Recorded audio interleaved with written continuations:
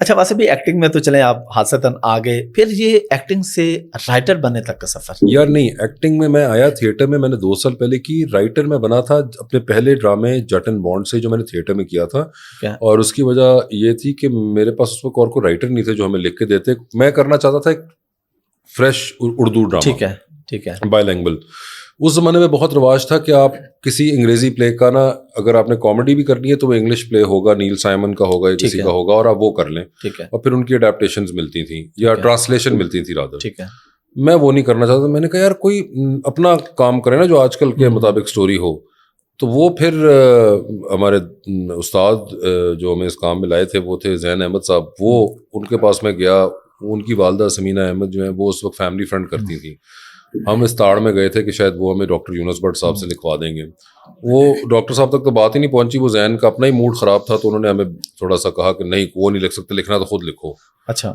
تو پھر اب سر پہ پڑ گئی کیونکہ ہم پیسے جمع کرا چکے ہوئے تھے ڈیٹے لینے کے, وہ واپس نہیں ملنے تھے. تو پھر اس چکر میں ہم نے مجبوری میں خود ہی میں نے لکھ دیا, اور پھر ہم نے وہ ڈرامہ کیا جٹ اینڈ بانڈ. وہ ذرا کامیاب ہو گیا تو پھر اس کی ٹیلی ویژن سیریز بن گئی. اور پھر وہ دوبارہ زین نے کہا کہ اب وہ زین نے بنائی تھی, وہ ڈائریکٹ انہوں نے کی تھی, سمینہ احمد صاحبہ نے پروڈیوس کی تھی. تو انہوں نے کہا کہ بھائی اب یہ ٹی وی پہ کرنا ہے. بڑا ایکسائٹیڈ ہوا میں کہ ہاں کرتے ہیں. انہوں نے کہا لکھنا تم نہیں ہے. میں کہا یہ کیا مصیبت ہے. تو وہ پھر خود ہی لکھنا پڑا, اور وہاں سے پھر سٹارٹ ہو گیا. یعنی چیزیں ساری خود ہی سٹارٹ ہوئی جس نے ایکٹنگ میں اچانک. مگر ہاں پھر ایکچولی سر پہ پڑتی نہیں زیادہ مجھ سے, کہ وہ رائٹنگ بھی میرے سر پہ پڑی تو مجھے لکھنا پڑا, ورنہ میں تو صرف ایکٹنگ میں انٹرسٹڈ تھا کہ ایکٹنگ کر کے نکل لیتے ہیں. وہ انہوں نے کہا کہ نہیں بیٹے رائٹنگ. اور پھر بعد میں جب کرنا شروع ہوئے تو پھر پتا چلا کہ سارا کام ہی رائٹنگ کا. وہ تو ایک گلیمرس جاب ہے جو کہ ایکٹنگ ہے, کام سارا رائٹنگ. اصل تو کام بالکل. رائٹنگ نہیں اچھی ہوگی تو آپ دنیا کا بہترین ایکٹر ڈال لیں, آپ کو نہیں انٹرسٹ نہیں ہوگا. بالکل. تو پھر یہی کام کرنا شروع کر دیا. اور پھر جب فلموں کی طرف آیا آپ, فلمیں لکھنے کی فلمیں بہت لیٹ آیا. میں 2012 میں آیا جا کے. اور کتنی فلمیں لکھی آپ نے؟ 3 لکھی ہیں, 3-4 میں کام کیا, 3-4 میں کیا شاید. اور جوانی پھر نہیں آنی. جی یہ تو میں نے خود جا کے دیکھی بھی تھی سینما میں. وہ کتنی اچھی فلم ہے جو کہ آپ نے بھی دیکھ لی.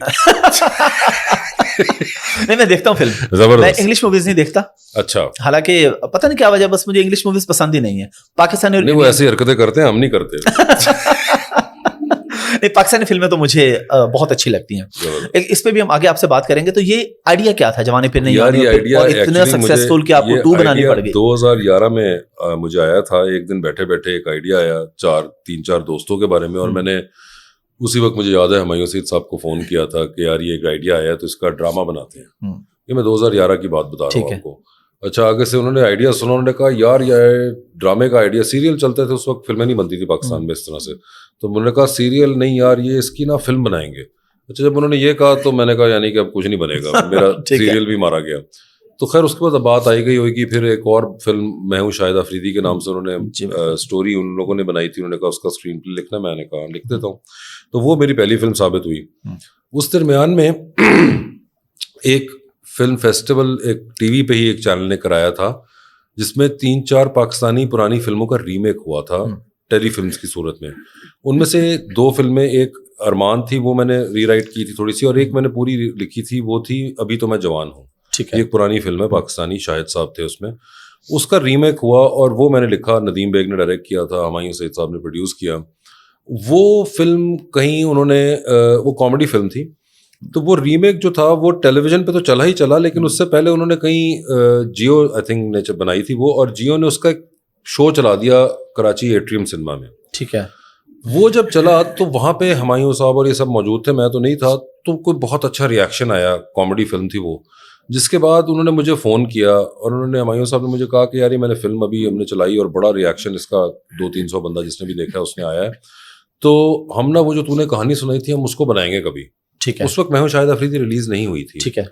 تو میں نے کہا بھائی جو بھی بنا رہے ہیں پہلے اس کو تو کمپلیٹ کر لیں. تو خیر پھر شاہد افریدی ریلیز جب ہوئی, اور مجھے یاد ہے میں ملک سے باہر گیا ہوا تھا اس کے ریلیز کے وقت, تو مجھے وہاں پہ ان کا فون آیا کہ یار وہ ابھی چل گئی ہے اور بس اللہ کا شکر صحیح چل رہی ہے, مگر اب نا ہم نے اگلی فلم وہ بنانی ہے جو تو نے مجھے کہانی سنائی تھی. ٹھیک ہے. تو پھر واپس آیا اور پھر میں اور ندیم بیگ صاحب بیٹھے اور پھر ہمایوں صاحب بیٹھے, اور ہم تینوں نے بیٹھ کے پھر وہ کوئی 8-10 مہینے کا پروسیس تھا.